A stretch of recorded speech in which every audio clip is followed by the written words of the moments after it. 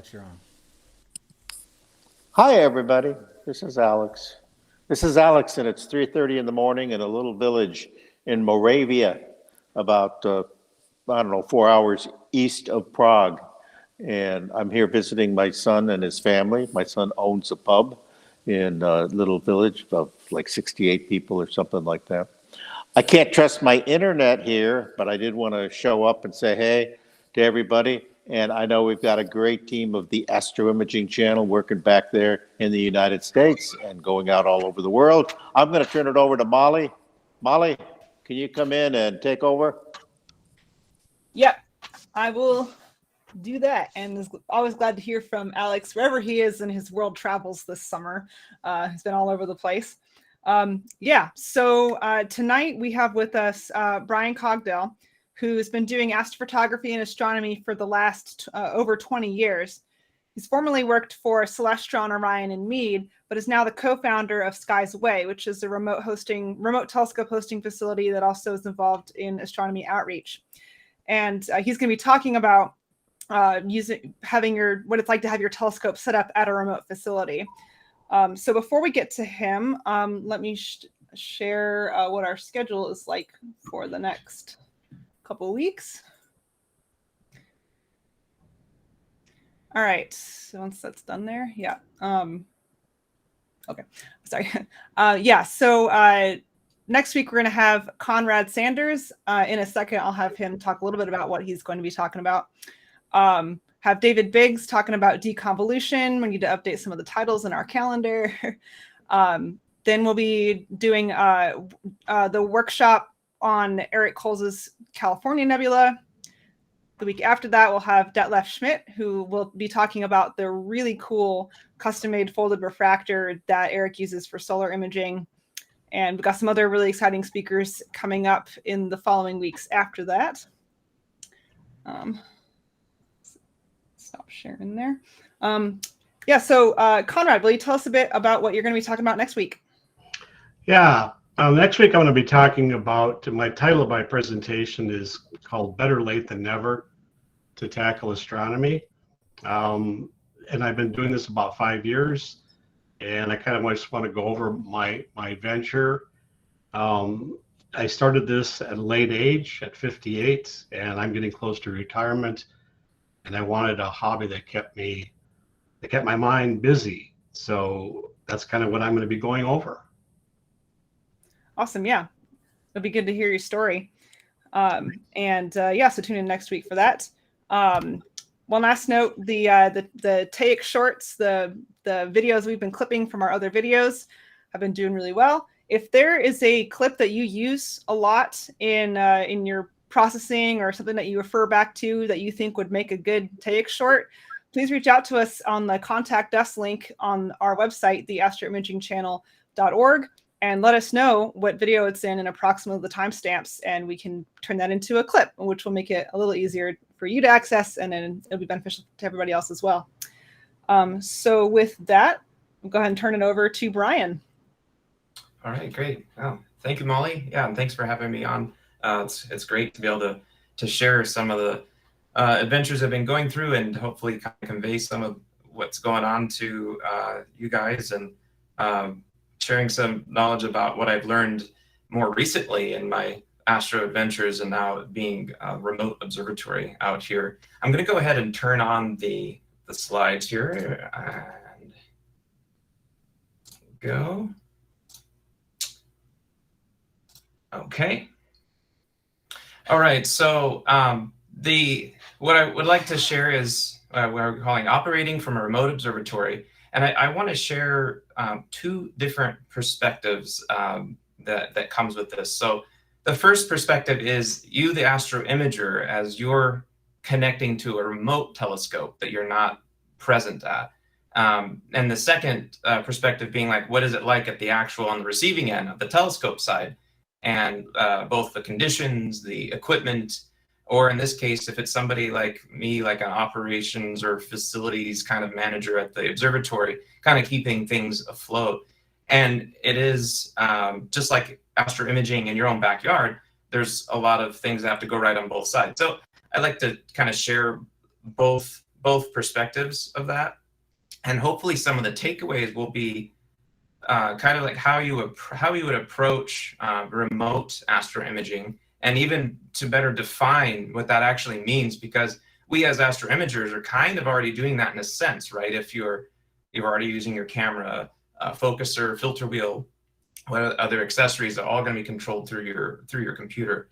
So what does that really mean? So that's kind of where I'm going to open it up with. And it's kind of important to define because, again, and actually this question comes up a lot just in general, like I want to image from my backyard, or what if I wanted to image, on the other side of the earth, what's involved. So I'm going to advance the slide, if it will do that. There we go. Still a bit of lag. Okay. So what do we really consider remote when we're operating a telescope? I mentioned, as you're doing astrophotography, you're kind of already there. You could think of it like you're not looking through the telescope anymore. You're not going to be there focusing or pointing or star hopping. This is all automated. It's all already controlled by a computer. So at first glance, you might think, well, I'm kind of already there. At least for the telescope stuff, you mostly are, but then there's everything that goes around it. So what do we really consider when we're operating the telescope remotely? Well, let's say we're present at the telescope. We're going to be in the backyard scenario, right? So you're going to be present at the scope, obviously, but now you're open to doing a whole bunch of things that you obviously couldn't do if you weren't. Now, a lot of this, at first, it seems really obvious, like, well, yeah, of course, you're not at the telescope, or you can do X, Y, and Z. But I'm going to walk you through a couple of those things that kind of come up that we face when you are in a remote environment.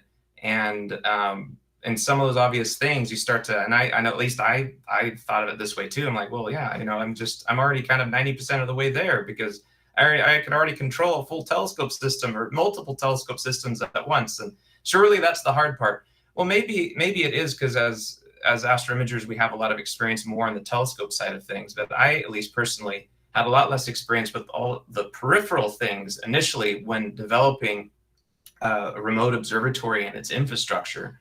So when you're there, for one thing, and we've all done this, if you can obviously on the and we've all shared that pain, like it just happens, like the control PC or something is just unable to restore itself, and that kind of reaches a point where you're just like, okay, hard reboot, just pull the plug. The same goes especially for USB. Without going too much on a rant about USB, I think also many of us have shared that difficulty sometimes that USB with various different Astro accessories, I don't care if it's $10,000 accessory or $20 accessory, you'll find sometimes difficulty with the USB connection. And sometimes there's almost no way around the fact that you just got to pull the plug it back in. There are a couple of virtual ways to do that too, which I'll talk about when I kind of formulate a loose recipe and how you might do this to reliably work remotely. Now, the other big one though, this is where it's obvious, but it's only obvious because it's kind of intuitive. When you're at the telescope, you can see what's going on, you can hear what's going on, and you're way more aware of everything than you would be even if you had a webcam.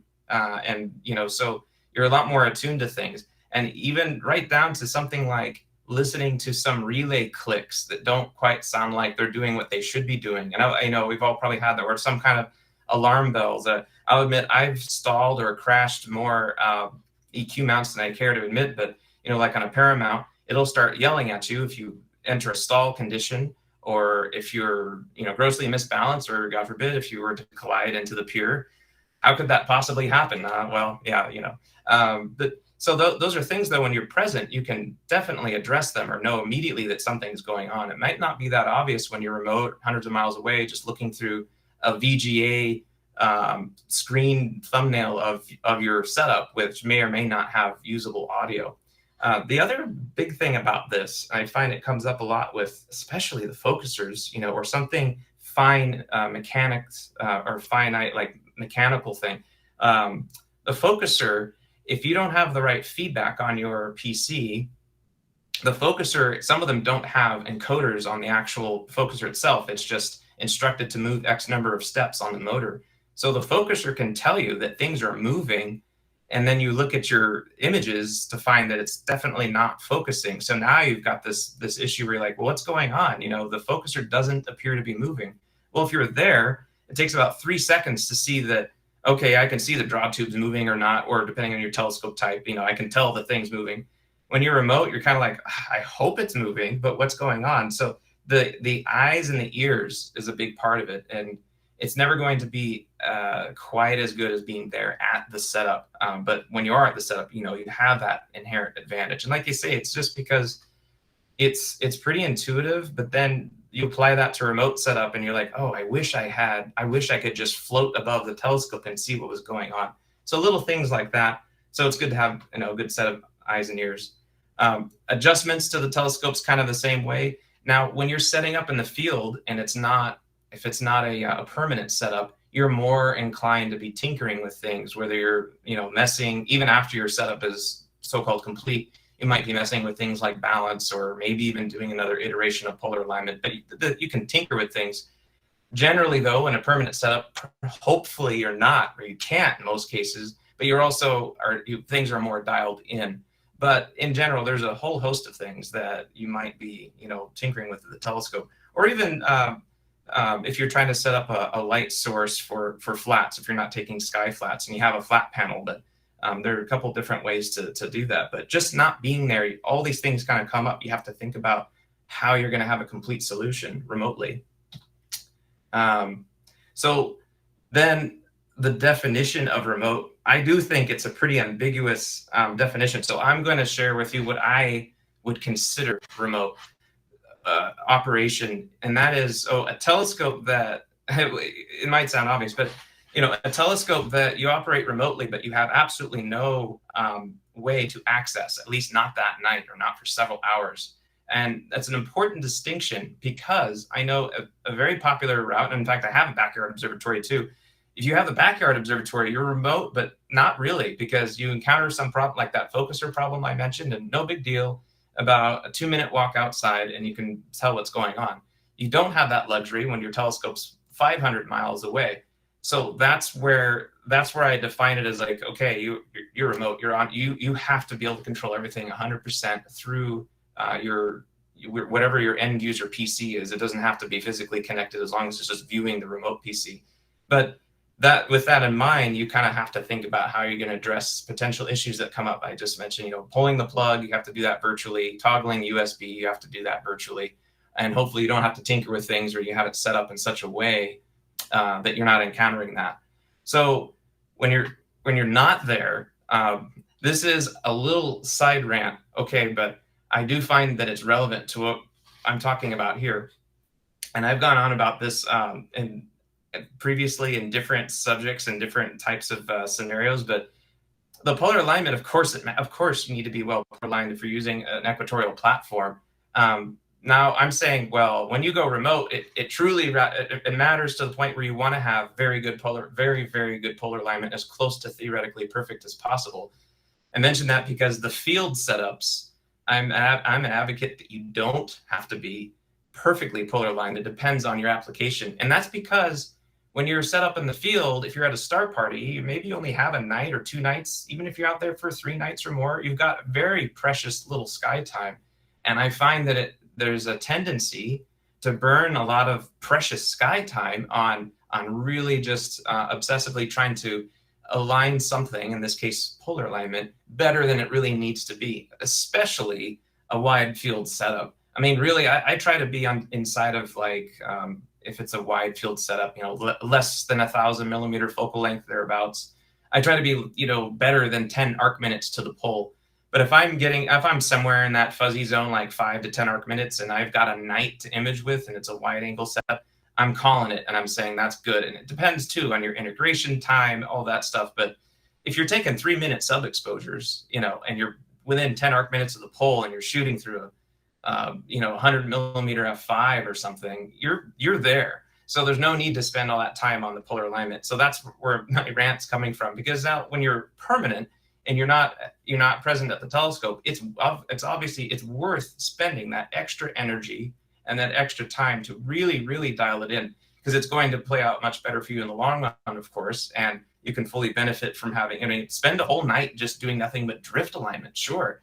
I've seen that in star parties, and that's why I'm saying don't do that at a star party. Or we may have encountered this before when, you're set up and you ask your neighbor set up next to you, like, how's it going? And they're like, well, I'm trying to get this polar alignment, and it's like, 1 a.m. and like, and if it's, might try to help, but if it's something you haven't, it's software or something they're trying to learn for the first time, that might be, but some of that is like, oh boy, you shouldn't spend that much time on that. So I probably too have just now spent too much time talking about that, but it matters. Same with pointing models. The pointing model, if you're out in the field for a night or two, you can do like a quick T-point and you're probably fine. When you're permanently set up, you want your pointing model to be really good on its own. And I mention this because it's kind of easy to band-aid sloppy pointing with the plate solving. And you still want to plate solve, but you should be kind of right on the money before you even get to that point, or at least kind of within the mechanical limitations of whatever mount you're using. So you should really be, an arc better than an arc minute, ideally. And if you're not, you got to work on your pointing model. And like you say, it's worth spending that time now that you're in this remote setup where you don't have access to the telescope. So you kind of want to get it done right the first time.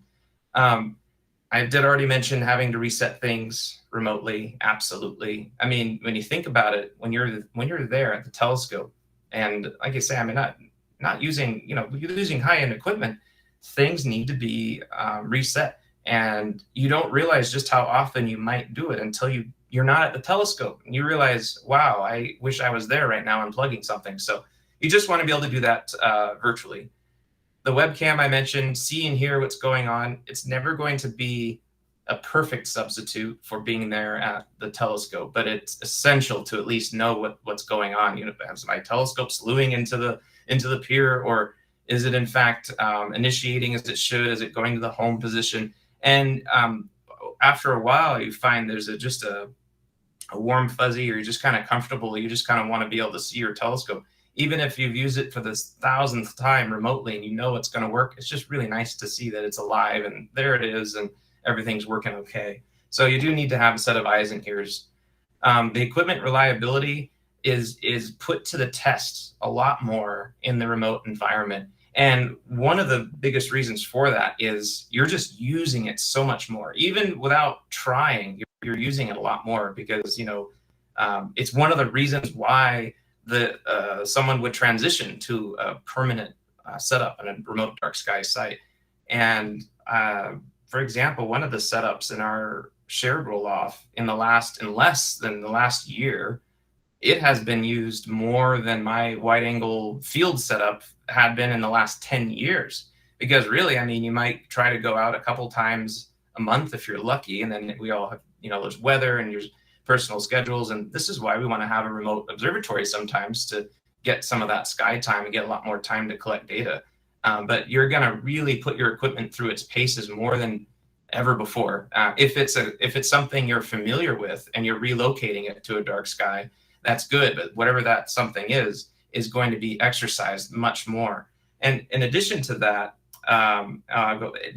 it's also the elements, because you're in an observatory, but if you typically store your telescope in, a nice insulated home or whatever, the temperature cycles and the humidity cycles are not nearly what they are in the observatory. Like out here, of course, we get triple digit days a lot in the summer. They don't particularly get a very cold winter, but it'll enough to get frost. It'll get damp and wet, hot, cold, a lot of temperature cycling on, if you're talking solder joints, you're talking just kind of extremes in temperature. And so that's going to, over time, can and will take a toll on some equipment. Then you have other things to worry about too, like are critters going to crawl into things and chew on things? That's just something you generally shouldn't hopefully ever have to worry about when you're setting up at a star party. But when you have something several hundred miles away, especially if it tends to be kind of like almost like a wild area, you can have the elements and critters try to get into your setup. So those are all things kind of working hard on your gear, and it just becomes crucial that it holds up to all that. And I think as a result, even though you'll find in the field there isn't one right way to do it, you start to recognize, and I'll communicate some of these consistencies in the either certain types of equipment that people will use. There's only a handful of telescope manufacturers that are kind of in this realm, right? That are just like considered the high end, but also robust enough to survive continuous remote use. Let's see. I was going to talk about cable management. I'm not the best person to talk to about cable management, but I'm more than happy to show you a bad example of my cable management, which is on the left. And despite it being all sloppy and some of the cables, it's ridiculous. You know, it's coiling around itself on the off-axis guider. It's just whatever USB cable I had. And what's worse is that the cables are dragging. The weight of those cables are dragging across the ground. It's enough to affect your tracking. So cable management's important too, and it's really something of an art form. And this is always going to be specific to your setup. That's something I think, you know, that there's some like masters in this field. It just doesn't. It's not as straightforward as it would seem, because you have to. The cables are inevitably the weak point in your setup, and they basically inevitably will fail over time, or might, where, you know, you have a connection point or the cable or conductor is not working right. It has to move with the telescope, but it also has to not like drag against the telescope. It also has to not snag. And if you're even better than that, you can manage to not make it look hideous at the same time, because the two are not the same. Like, you can have something look like the spaghetti monster I have on the left and still be quite functional, but it's another thing to make it really functional and look good. So you've got to really dial that in for remote use, and sometimes it's trial and error. I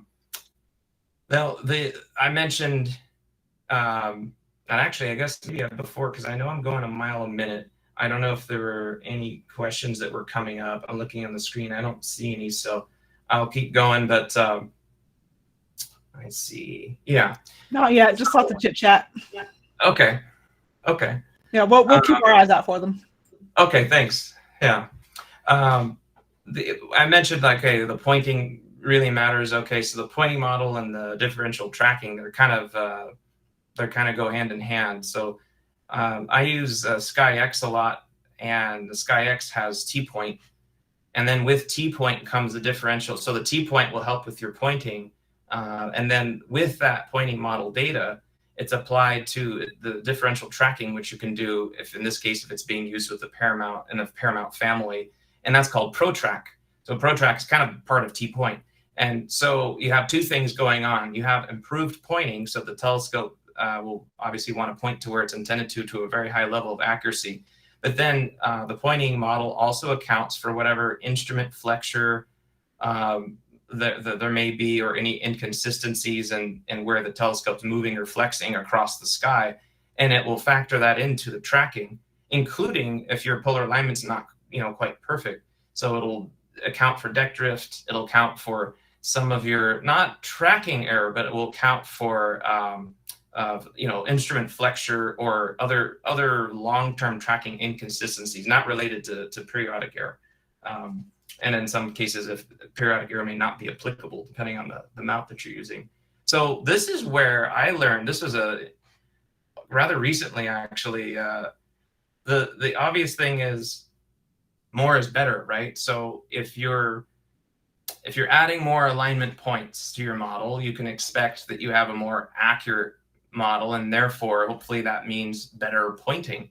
What I didn't know, at least with it might apply to some other programs too, but I know with T-point that it's not a linear progression. So 100 is a lot better than 99, and 200 is a lot better than 199. So you go up in these increments, and I think it's at the 100 mark.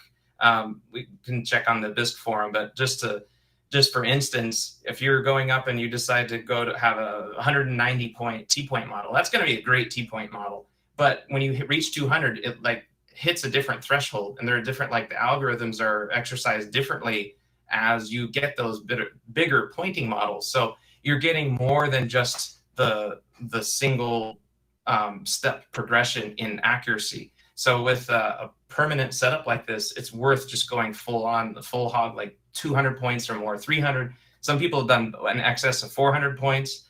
I do personally believe that you can very easily reach a point of no return, right? Like I say, this is for remote system. It is the one time to not compromise. To just go for it. Like, even if you know it's diminished returns, it's like there's no need to compromise on it. It takes a little bit more time initially, but then once you're dialed in, you are dialed in. So that I mentioned again because plate solving is so nice and convenient, but it can be used as a band-aid a little bit. Like, something's weird with the pointing, but whatever, I'll just plate solve and recenter. But something not being right with the pointing can be a system-wide issue that might actually also indicate bad tracking, especially if you have your differential tracking enabled. So the pointing's got to be right spot on, and you use it in addition to plate solving. And I'm not saying don't plate solve, because you should, and some applications need to be so perfectly spot on down to like the arc second level of accuracy, then by all means, but you just don't want to have that kind of cover any slop if you can help it. There's a cool couple of other things that I realized when setting up remotely, are these things that start to open the doors that you get more time right under the sky. So that's one of the main goals, but you start to have fun with this. We've done some virtual star parties. I've done some with the Focus Astronomy Outreach with Kevin Lagore, and being remote, he can log in from Phoenix. I'm logging in from Central California, and we're sharing the sky with the world just like that. And those are things that you're more inclined to do with a permanent setup, because it's kind of hard to get this all dialed in if you're set up for a night. And so live astronomy, I think, is a fantastic opportunity when you are set up at a remote observatory. And I think it's obviously going to be easier, because once you've done all the stuff, once you've taken the time to dial your stuff in, it's almost like pushing a button, homing your telescope, pointing to your target, focused, and you're up and running in a matter of minutes, which is not something I can say when I'm dragging my equipment outside and setting it up and hoping that I get something later that night. So that I'm going to segue into, that's the perspective of the imagers. Those are the things that if you're imaging and your telescope's hundreds of miles away, you kind of have to factor in those things. How can I virtually access the telescope? Now, on the other end, then you've got your telescope. So let's say you've done this, okay? And now your telescope's at your remote dark sky site.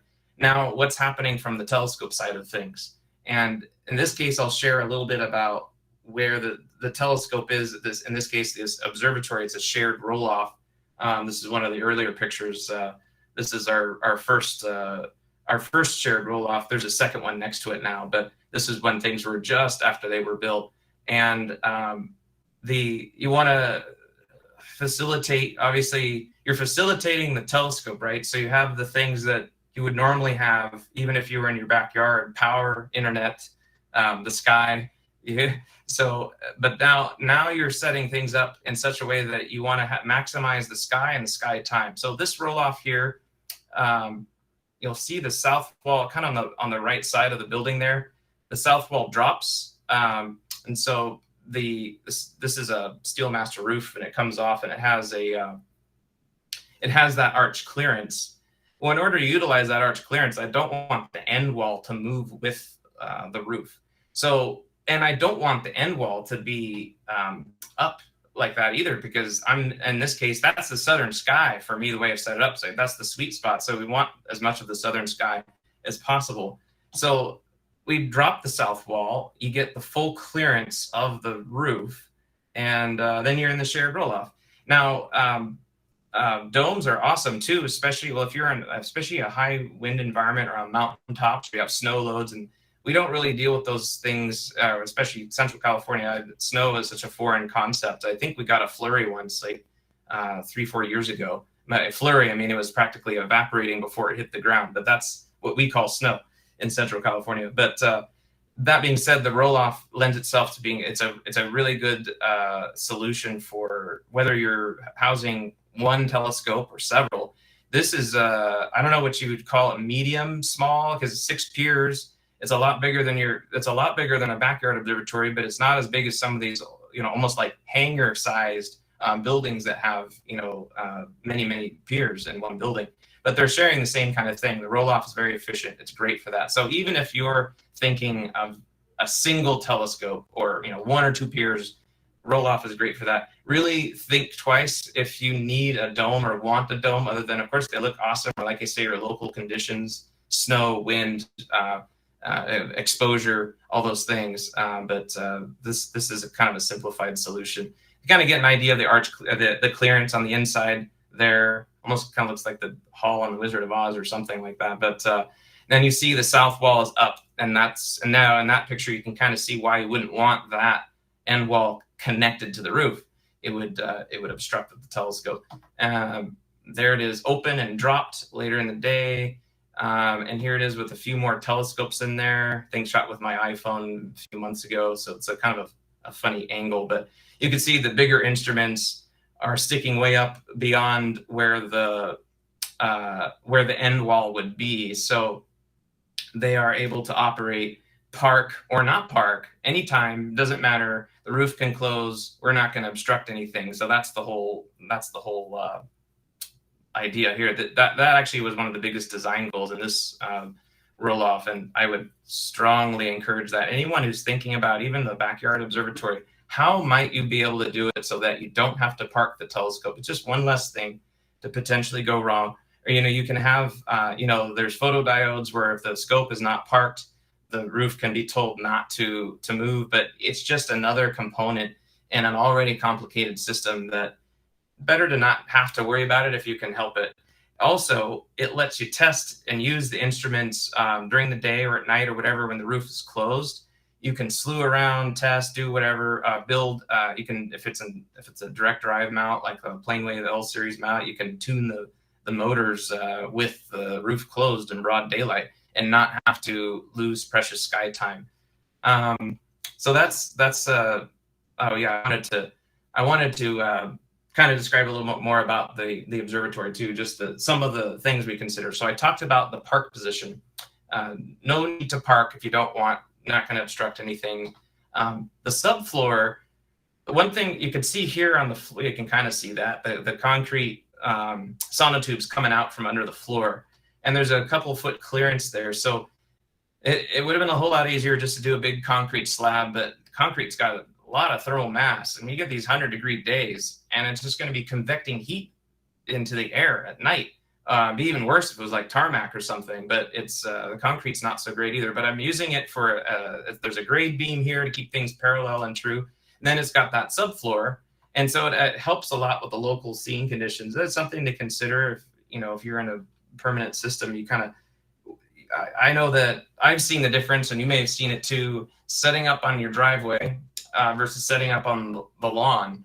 And and you can have more humidity around the lawn, which is one thing, but it does help with your local scene conditions, the ground thermals, and some of the bigger aperture stuff is going to be more sensitive to that. So we did that. So you can see the subfloor. Yeah. Brian? Yes. There was a question that came up. It might be a good time to handle it. There was a question about when you open up the roof, how much time do you get to equilibrate, to let that radiation heat go off? John asks, so what time does Brian open and close roof? How best to equilibrate the scope and the temperature? So what are your rules for opening and closing? Yeah, I like to open. I'll often, so there's I use Skyroof. Interactive Astronomy makes Skyroof. It's the control relay that'll control the motor. The motor can be different motors. I'm using like a gate opener, a gate opener motor that links to Skyroof. It can be programmed very easily. You can have it automatically open X number of minutes after sunset and close X number of minutes before sunrise. I like to open it as close to sunset, even sometimes before sunset. As soon as the sun is not striking the instruments, I like to open right away to start that process of cooling down. You can wait longer and wait till sunset, but it does bring up a good point that it takes some time for the bigger instruments to acclimate. And even the cameras themselves, most of the cameras, aluminum housing, and they can store some heat. They will need some time to cool off so they can reach temperature. So the Peltier is not going to be, overworked or anything, or running at 100%, not being able to reach temperature. So my rule of thumb is I like to open the moment the sun's out of the way, which can be maybe sometimes before sunset, and I'll close up at dawn. Usually, I do find that sometimes people are using that kind of dawn sky for sky flats or maybe other kinds of testing and stuff. So that's helpful for reaching thermal equilibrium. You want to get as much of a head start as you can. Luckily here, it tends to cool off in the evenings. There is somewhat of a coastal influence, so we can kind of do that. Now, if it's a 100-degree day and you open it, and it's still 98 degrees, in a way, it kind of makes that process not too bad if the discrepancy in ambient temperature from your equipment isn't that big. So sometimes the winter can be almost, if not more important than the summer, because you can have, it might only be 70 degrees, but it might be now suddenly a 30-degree deficit, or dropping, it's 40 degrees outside, and you've got to let your stuff acclimate.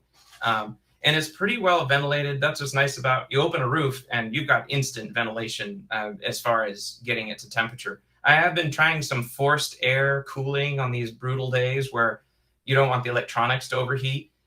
Tried the air conditioner, and for obvious reasons, that was incredibly inefficient. I may revisit that, but it's so inefficient to try to use an air conditioner in a system in a building that has no insulation. and of course, when the roof comes off, that's moot anyway. So forced air ventilation can help just kind of keep things moving and not build up so much heat in the building. So can you tell us where there is? Oh, sure. This is it's west of Bradley, which is, for those familiar with the California Star Party at Lake San Antonio, there's a lake that is about 45 minutes north or northwest of Paso Robles. It's a city that's pretty much halfway between LA and San Francisco along the Coast Range Mountains. So we're kind of in those foothills of the Coast Range Mountains, 45 minutes outside of Paso. We're not at Lake San Antonio. We're actually smack dab between Lake San Antonio and Lake Nacimiento, and we're west of Bryson. West of Bradley, in a place called Bryson Hesperia, and really close to this to where CalStar was a few years ago, and still pretty close to what CalStar is today at Lake San Antonio. I might, if you want, I can show you on a map, or I'll show you. Actually, I've got some screens open right after this. I can jump onto the browser and I can literally just show you where I'm talking about. Because if someone's not familiar with Paso Robles, it might be like, well, where's that exactly? There isn't like the only other close city would be Salinas, which is an hour and a half away. But I think you get the idea. Central coast of California and the foothills of the Santa Lucias. And what's your seeing conditions? How many good nights do you have? Yeah, they're between 1 and 2 arc seconds of seeing. Right now, trying to get some data on the running average. We're averaging like 1.7, 1.8 over the last several months. The seeing has been getting better the last few nights because we've had these kind of balmy, still nights. So you'll 1 to 2 seconds. I think last night we averaged like 1.6, something like that. Pretty decent night, which means you can have a couple hours where you're down there at like low one, or at that arc second threshold, or on some other humid night. Tends to be the humid nights where you get some really nice, just literally like arc second level seeing. And thanks to the drought, our number of clear nights is like catapulted to it's desert like now. We generally, I think, are only supposed to get something like between 15 to 20 inches of rain on a normal year. We've been barely doing 12 to 14, but that's a funny way to describe it because the storms have been kind of clustered.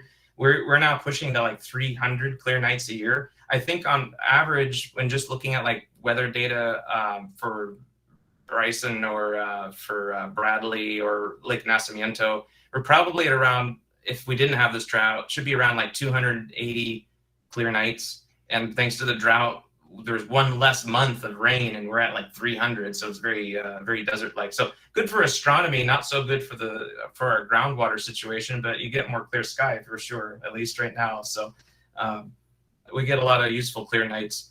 the wind too at night is very calm. I know this area is just very temperate, so the weather is not, you get blustery wind in the afternoon, sunsets, things calm down, and we don't get the wind at night. Also, even though it's an elevated parcel, it's sort of like a plateau. If you see on the, I think on skysaway.com, I think I have the coordinates posted, but you'll see that we don't have a lot of elevation, but it's just a very gentle topography, and it's elevated. It's like 1,600 feet, but we're not next to any like large canyons or mountains or anything. So it's a nice elevated, gentle topography, and it's kept things like there's not a lot of wind in it. I think it's also contributed to the scene. And really only like the coast range, the actual mountain range, down where it wraps around like Cambria, California by the coast there, we're like 10 miles from that coast range, and that gets a really good laminar Pacific flow. We get this onshore, especially this time of year. If you get an onshore from the coast, you get some nice scene, which is kind of one of the reasons why I picked the site, because it was like years before I moved here, I'd been going to Lake San Antonio for CalStar and experienced how consistent the weather was and how nice the weather. I never had to drive through anything extreme to get there. It's just like, boom, you're there, and you've got good, you can kind of count on things always being good. And less volatile, so that's been a nice thing to have out here. Yeah, and as you can see, as I on this construction site, but that helped a lot, I think, because I can see a difference if I set the scope up on a big block of concrete or tarmac, or on the lawn or the grass, or in this case, it's like grazing. It's like European vetch, I think, for most of where the area is like for grazing and stuff. So a lot of vegetation, even when it turns brown, you're surrounded by vegetation and like grass, and it does help with the local seeing, and we're not on a big slab, and we've got a ventilated subfloor. So let's see, yeah, okay. Well, I could see all the items there. I wanted to show just some of the recipe for going remote. And remember the type where I'm saying the remote where you're not just in your backyard, the remote where you can't touch the telescope, or it's a 5-hour drive, or it's hundreds of miles away and a plane flight away. There's a lot of devices that have Wi-Fi, all of them, including I'm using the Prima Luce Lab Eagle for some things, and they have Wi-Fi. I never touch the Wi-Fi. Use Ethernet. Wi-Fi is just, it's like the wireless form of USB. It's like, imagine if you took USB and made it, and we all know Wi-Fi, right? But I'm kind of joking around, but not really. It's you need to have a solid Ethernet connection to your Astro gear, and I don't care if your router is 2 inches away from the telescope. You just want to have Ethernet, because you can do more with it too. Not only is it more reliable, but you can do things like wake your PC over the LAN. You can't, like Wi-Fi, if you get into some weird state and you're trying to control something via Wi-Fi, you might not be able to snap it out of it unless, of course, you do the hard reset, power reset, and all that. But Ethernet, you can do certain things like put your PC to sleep and then turn it, or put it standby mode and then turn it back on over Ethernet. So that, and it's reliable. So there's been almost like undisputable. This is the remote web switch. This is a Digital Loggers remote web switch. They come in a few different flavors, but this is, I think it's made in the Bay Area. I think it's made in Santa Clara, California. They're nice. I say we all use them. Literally, we all use them. And this was not a set requirement.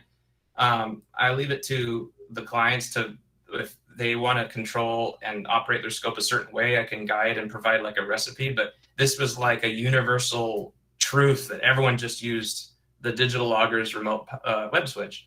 And this is your master IO. This is if all else fails, toggle the power to your control PC, to your mount, toggle the power. Now it is just 110 AC, at least these are. And so this isn't for toggling power to your focuser or your camera. That comes later in your chain of accessories. But this is like more the baseline, and it's pretty easy to work with. It too has Wi-Fi, but like, forget the Wi-Fi, use Ethernet. You need your eyes and ears. You need to have your webcams. Some of them do pretty well at night without the IR lamp. Some of them need the IR lamp. Interestingly, I've got there's a small roll off here, which it's kind of like I have some friends and we're using it together as like a collaborative project. And that's like a fun observatory. We're using Nest cams, and those Nest cams, you can turn the IR lamp off, but we leave them on, and it just blasts the inside of the observatory with bright IR light. And for what those telescopes are doing in there, it's perfectly fine. The filters are appropriately filtering things out. It's just in the visual range it's just in the visual spectrum on like, I don't know, from like 400 nanometer up to 750 nanometers, something like that. So it's being blasted with equivalent of a flood lamp with IR, and it doesn't matter. Now, in the big observatory I just showed you, Ceros 1, we've got to keep those IR lamps off because we have people doing photometry, spectroscopy. We have people doing different types of research or shooting near IR, or even at as much, near or at IR. So you can't have that going on. So you either need to toggle the lamp to see inside, or have a better webcam that's really capable of seeing at night. And there are such webcams, but there's so many. I'm just trying to show you the approach. It doesn't hurt to have more than one either. They're so cheap now. I mean, depending on the brand and everything else, have two different perspectives of your telescope. Since you're not going to be there, it really is nice to have an extra set of eyes. With the control PCs, this has not been, so this is where it's not. So I mentioned the remote switch is like an absolute, like undisputed, everyone's using the digital loggers. Where it gets to the remote PC, it starts to vary a little bit. And like I say, I use the Prima Luce Eagles. I like that it's all contained in one. And what it will do also is toggle the power for your 12-volt accessories and 5-volt accessories. So it can even be like dew heaters, focusers, cameras. You can toggle those on the power, but you can also toggle the USB, and not virtually. It like cuts the USB in the same way as if you were to unplug the USB. And I think I've tried, there's a close equivalent to doing this in Windows Device Manager. You could just disable the USB and then re-enable it. It kind of is similar, but I found it's not the same as what this one does. It's like you being there, unplugging it and plugging it back in. I find that's super useful. And you get the same equivalent with, if you're using a mini PC. Alternatively, instead of using the Eagle, you could use something like a mini PC, like an Intel NUC, and a Pegasus Astro, the power box. They come in a few different flavors too.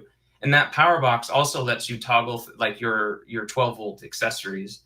And that is just immensely, just having that ability is not just useful, it's a requirement. It's just a requirement. You have to be able to just, reset things remotely, power and otherwise. So there are other things too. There's the Raspberry Pi boxes. There's all flavors of Linux boxes, and there's the SoftwareBisque Fusion. There's the ASI Air Pro, which is another Linux box. There's a lot of ways to do it. I find that these two combinations that I'm showing you these are kind of the dominant solutions that we have out here so far. We have how many systems? Because there's a couple more on the way, but there's something like with the other roll-off, there's something like 8 systems, soon to be 10 systems. The reason why I'm being vague about it is there's some incoming right now, and there's some moving. So we'll call it 8 systems, soon to be 10, but it's they're all either using an Eagle or the Intel NUC or mini PC with a Pegasus Astro power box. So it seems to be a successful combination. I recommend that. Where really, so you can see it starts to deviate a little bit in your hardware selection, but this is more or less what you need on that. The telescope, I like to be as open and inclusive about what you can use as possible, but there's just no way around the fact that you have to have a mount that can home itself with an absolute home position, whether it's a switch or an encoder.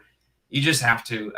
No matter how good and how reliable the mount is, it's inevitable you're going to run into a situation where the mount is beyond lost or some power failure or something, and you have to be able to home the mount. And I feel like it's kind of unfair because there's a lot of good mounts out there that don't have the home position, and I feel like I don't want to exclude those mounts because there's so many good ones that would absolutely do the job, but you just got to have the home position. So that kind of starts to narrow down your selection right there. You don't need on-axis encoders where it's accounting for the position of the telescope always, which is really nice to have. It does help you. It's great, but it's not a dead set requirement, just having the home position. So with this kind of starting these building blocks, you have something that is going to be compatible for remote use. And then a lot of it, in this case, if it's like in our observatory, it's up to the observatory to facilitate some of the rest of that. So I could definitely like line list, or I don't know if there's follow-up, something I could post or something. You could line list some actual like recipes from head to toe. Like here is starting from the power supply all the way up to here's some, mounts and telescope systems that we could use. But there's so many routes that you can go, and that's why often you won't find a recipe from start to finish. So I'm kind of giving these building blocks of what you would have for remote use. But where it really starts to deviate is software, and then it becomes kind of a free for all with software, because there's more than one way to do it. And there are some real popular solutions that allow you to do automated imaging. But with remote imaging, sometimes you're present at your PC while you're imaging. I kind of like to be I'll use software the SkyX Pro, and I'll image with, and the SkyX Pro, or there's the stripped down interface version, which is LTI. I can image from my iPhone. Sitting on the couch and image from the iPhone. You become a lazy imager. It's one of the things that it happens when you're remote like that. But that's not considered fully automated, because you still have to be there, right? You're still initiating your sequence. Same thing with Sequence Generator Pro. You can take it a little bit more automated, but then there's more complete solutions to where you're actually asleep the whole time. You never even see anything start or finish. You wake up in the morning and you have a set of data. A couple of solutions for that, there's three main ones that I know, but there's a lot of us probably know ACP. There's also Voyager software. There's Nina. There's some open source stuff that I think Voyager is too, because it's multi-platform, but maybe don't quote me on that. But those are complete automated software programs that let you just sleep, and you wake up and your data is there. Of course, if all the things have to work, right? But you have a system that's automated. So you don't have to have an automated system if you're imaging remotely. I kind of like to say, I kind of like to be there. I like to be there, present at the controls, if you will, while the telescope's capturing data.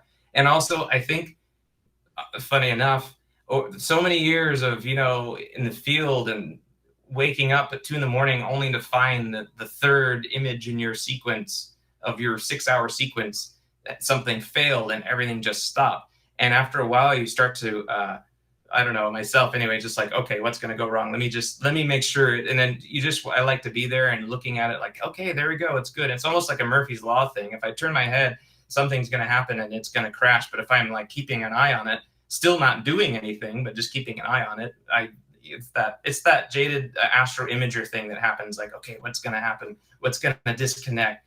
But when you get it dialed in remote like this, it's pretty good. I think I'm just going through the motions of what I've done from years ago, and it's kind of fun to see it collect data.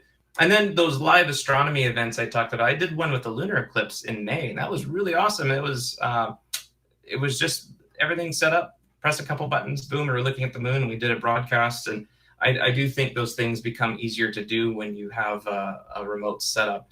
Let's see, what I think I might do, if we have time, it's a little early because I was kind of toying with this because we happen to be getting pretty close to our opening time. So I could probably just jump on one of the control PC to the big roll off, which I'm often opening it and closing it manually, so to speak. Like I'll select when, but I can also automate it. We could just kind of take a look at that to show you that some of the interfaces and stuff that I'm using. I mentioned Skyroof, and that's Brian. Yeah. So what did you have in mind? Demonstrating the roof off? It's probably not dark enough to start. Yeah, it's not sequence. quite. Yeah, it's not quite there. What I can do is I can we could jump on the PC that controls the roof, and you can kind of see what it looks like, because it's one of the things that you might have if you're. It's the same system that you would use if you were controlling one telescope or 20, because it's responsible for opening and closing the roof, and it also has a cloud sensor that's responsible for closing under bad weather conditions, that kind of thing. So I thought, do you have more slides to present too? I have a few. Only this I have the remaining slides that I have are some astro photos, kind of like a little bit of filler, but some context to them being all taken from remote setup here. And I thought it would just be kind of fun. I could breeze through a couple astro photos, but we all know what a good astro photo looks like. Some of mine are pretty modest, bright targets. Well, actually, we all like to see astro photos. So why don't you do that? We'd like to see astro photos. Sure. I like. I love one-shot color and or RGB, even if it's a luminance red, green, blue, because I feel like it's the dying breed of imaging, and for obvious reasons, light pollution and low contrast. Like I am really amazed at what the triad filters and those light pollution reduction filters can do. I'm floored. I see pictures from Long Beach in Bortle 9 or 10, and you can't do the Pleiades like this, but you can take some really cool stuff of emission nebula. But that being said, I think this true color white light stuff is getting more obscure, because you do have to be in a dark sky. There's no substitute for that. But it's also, it's inherently not, it's just not like the super high contrast pop of what you get from either narrowband or some of these really good selective like filters. So something like the Pleiades is a great example of, I mean, it's bright, fair enough. So you could actually probably shoot this from a slightly not quite perfect dark sky, but the delicate reflection nebula, that's white light. You really can't filter that out as you would if it was just a pure emission nebula. And I love the Pleiades. I could shoot that. I mean, it's when it's like shooting Orion. It's like, oh, another picture of M42. Well, actually, yeah, let's see it. Let's see another picture of M42. I love it, because everyone has its own little quality, This was IC 405 Flaming Star. This, by the way, they're all taken here remotely. Most of them I used Sequence Generator Pro to capture it, and I was present, if you will, at the controls, but not at the telescope. So everything from pointing to focusing, and there might have even been some sleep in there. If I trusted the sequence, I'd go to bed for a few hours and see the data. But that's another white light. This was one-shot color. ASI 6200 full frame camera on this is on an Esprit 100 f5.5, and these are 3-minute shots. I don't remember how many. I think it was something like 50 3-minute shots. The full frame 6200 color camera, and this was the QHY 16200 monochrome, the KAF 16200 monochrome. Shot luminance red, green, blue. Same kind of idea, because there's strong emission nebula, but also reflection nebula, and there's some star color. You get like these golds and blues, and some are warm or cold on the star color. It's just like this certain quality that I feel like you get with one shot color or white light or red, green, blue that is hard to not hard to come by, getting more rare for the reasons I mentioned, primarily light pollution. Iris is one of my personal favorite. This one I really like personally, this particular image, because this was always my dark sky chaser image when I would go to a remote location on a mountaintop and find the darkest possible skies and set up. And this would be like I'm going to shoot the Iris. It's up in the north. It's in in Cepheus, and I can never. I used to live in the Bay Area, and then after that, I lived in the Los Angeles area, and so northern sky was like non-existent. It was like a white sky to the north. So if I went to a dark sky, this was always the thing.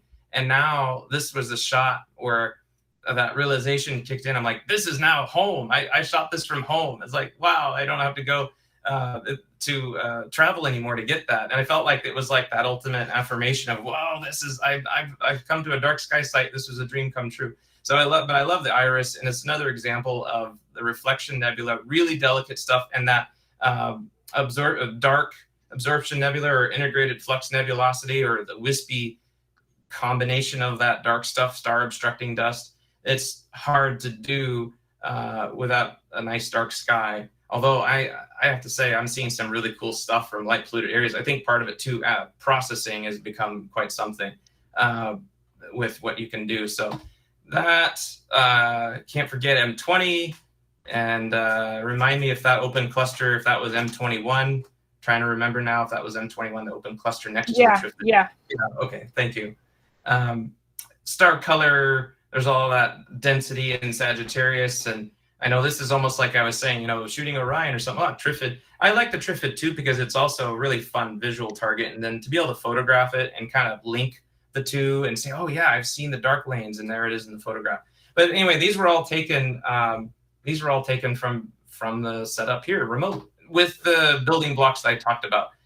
I went a little bit overboard on the, well, I don't know, overboard, but I decided to heck, I'll just push the saturation. M51, this was, well, actually interesting though, this was one shot color. I think that's actually what was behind my reasoning for pushing the saturation. These were 3-minute shots. I usually, with the ASI 6200s, the noise is so low and it picks up, sensitivity is crazy in these things. This was an Esprit 150 f7. So we're not shooting fast, we're shooting at f7, and I'm picking this stuff up on one shot color. So I was pushing the saturation, and I was seeing the H2 regions in M51 with a one shot color camera. I'm like, wow. And a lot of that I have to attribute to the camera. It's just amazing. Low read noise, high sensitivity, but to be able to do that in a one shot color, I thought was kind of fun. M51, another favorite, you know, for visual use. Horsehead, you know, see, I'm picking these broad spectrum targets. Horsehead is very commonly shot narrowband, and there's a lot more nebulosity and much higher contrast when you do so. But there's so much of this delicate stuff in between you, especially with both the emission and reflection nebulas and the flame, and you even get some of this kind of violet hue to some of those reflection nebulas. So I like that. I just like that. And I know inevitably, like, the sky doesn't have that same contrast. It's just like bleeds through all the colors. I kind of like that. I mean, I know it's a lot of that's to taste, but I guess it just has something to do with, you know, shooting white light and being able to see all these little in-between colors. And I think for that reason, actually, Horsehead works super well with one-shot color. It's a lot of work, as you know, when you're processing with luminance, red, green, blue, or you start doing like the H-alpha luminance, red, green, blue, and you start to, and you're processing each of the channels and everything, and, you know, one-shot color, and you just get this. You can do this with Sony and Canon, Nikon cameras for the most part. So it's a really fun, accessible target. So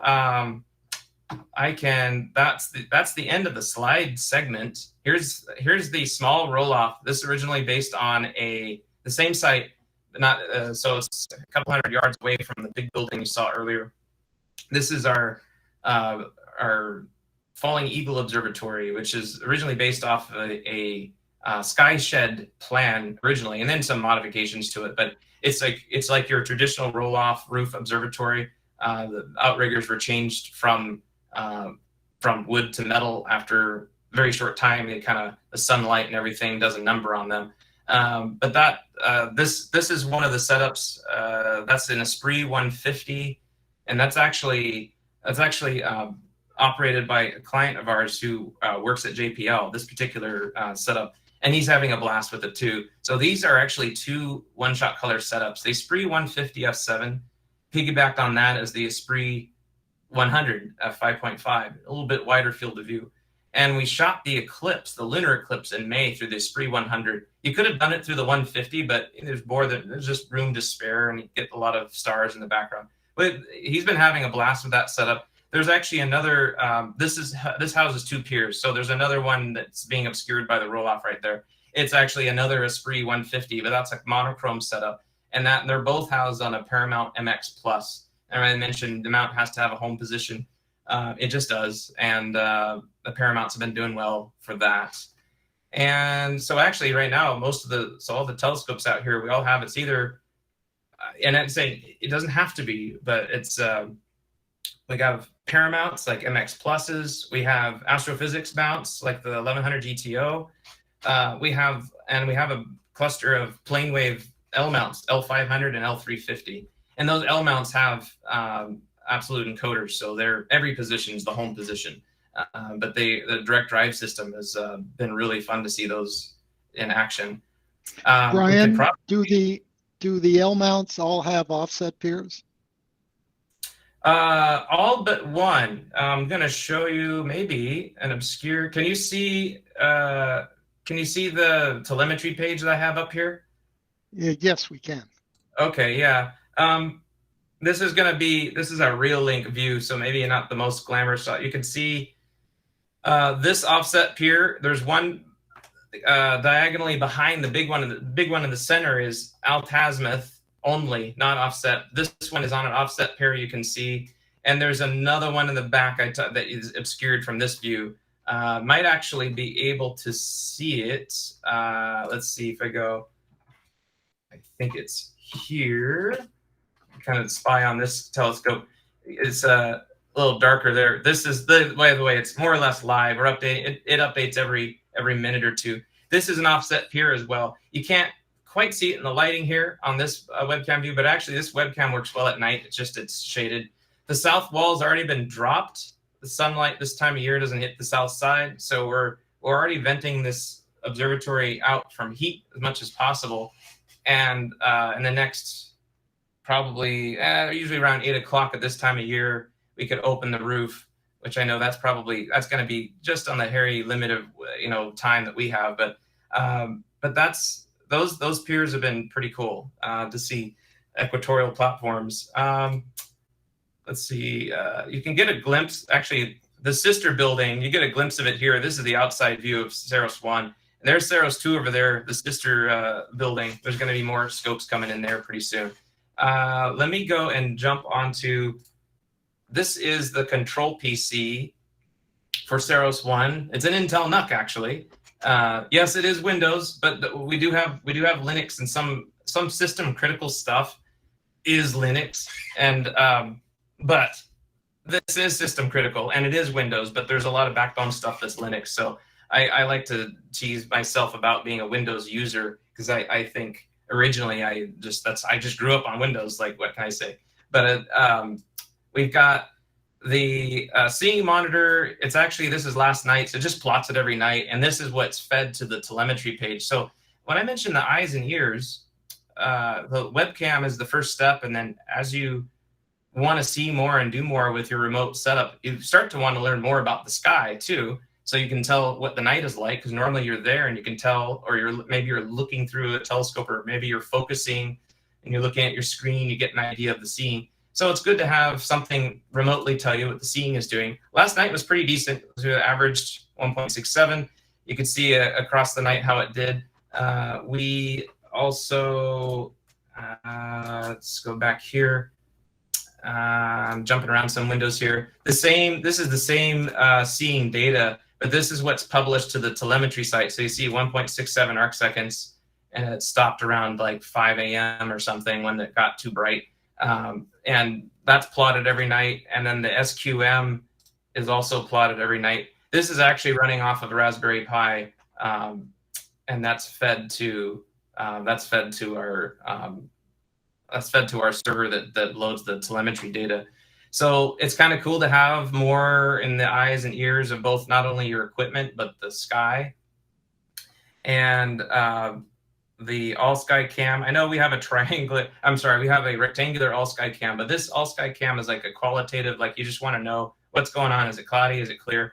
But actually, if you come out, of course, we've got a gibbous moon now, but if you were to come out at 1 a.m., it's got a cool belt to the Milky Way going across the all sky cam. So it's still cool, but it's not like something you would, I'm thinking about, there's some option. We might be upgrading the all sky cam just for fun, really, just to have a nicer looking image, but it does its job well. And we got our clear sky clock forecast.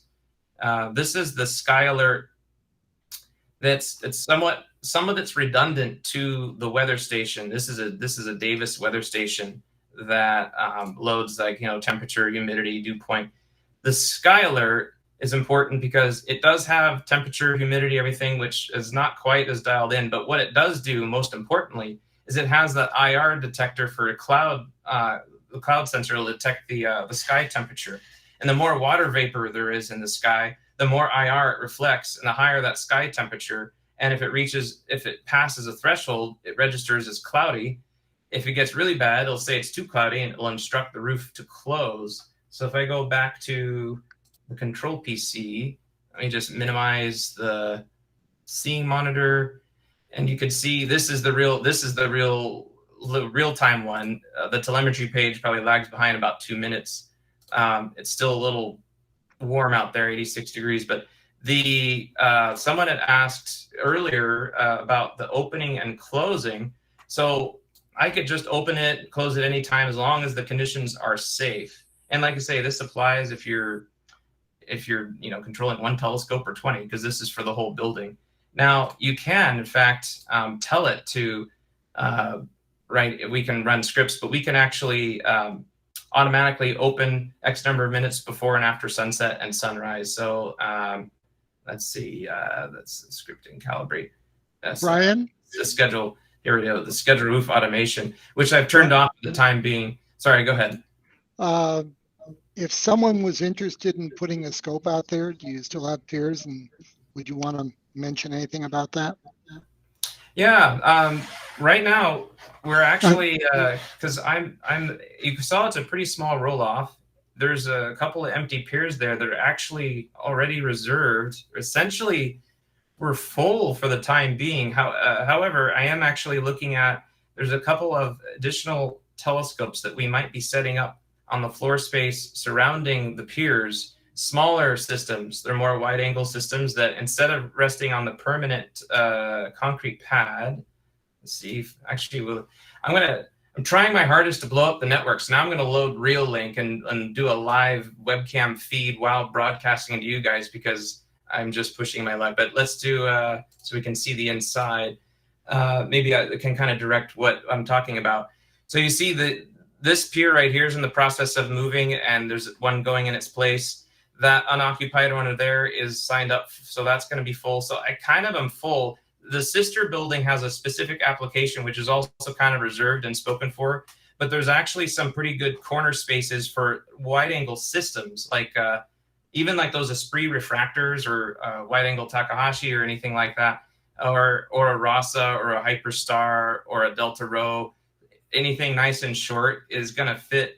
So I am, in short, the short answer is I still have vacancy, but the pads are, at the moment, they're full. And we're looking to, thinking about when and how and ways to expand and stuff. I'm a small volume, small volume operator, because I'm pretty much a one-man show out here. So I want to make sure I'm able to properly support and facilitate all the systems that are here, and that we can kind of infrastructure.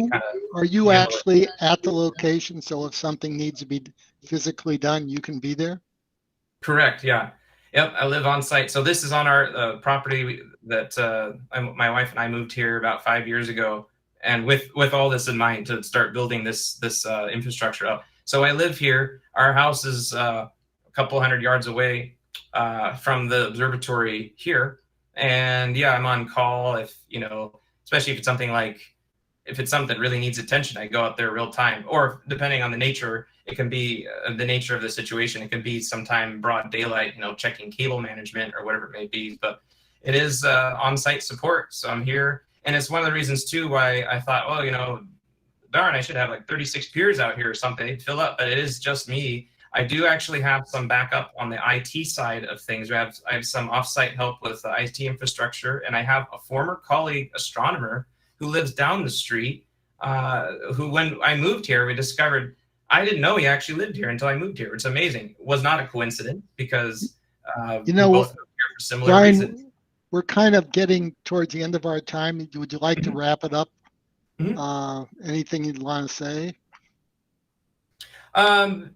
Yeah, I mean, I'm certainly, I'd welcome if anyone has any other questions, and if not, I mean, I've enjoyed kind of sharing some of my insights and things that I learned that I hope will apply to someone who's thinking about getting a setup that they would use remotely from a dark sky site, or even setting up in your backyard, applying some of those principles to, pretending that you have to be there virtually. And like I said in the very beginning, how it seems really obvious at first, but you start to kind of go through the steps, and you have to, apply the things accordingly. When I talked about, remotely cycling things, having eyes and ears, and no Wi-Fi. You got to be able to home your mount, all those kind of little things. And a lot of us may know that, but it's like a whole system-wide thing. And then on the building aspect of it, I guess one of the things I know before we ran out of time, what some of my learnings were more is I come from understanding the telescope system. That's my strength. But what I'm learning more is everything but the telescope that supports it, whether it's, power and internet and, some IT basics 101, like having like network accessible storage and, dynamic IPs and static IPs. And I'm learning a lot about the things that I didn't foresee thinking about a lot. At first, I'm thinking, the telescopes, controlling it, imaging, all, the fun stuff that many of us are familiar with. So it's been kind of a fun learning to expand that to like this kind of IT type of operation, which ultimately I think is what this kind of remote hosting is, because the idea is you're maximizing sky time and you're maximizing the amount of online time. You want to minimize the downtime because you've gone through the trouble to do something like this, like set up permanently from a remote observatory. So it's been a fun learning, and there's a lot more to look forward to. There's more installs.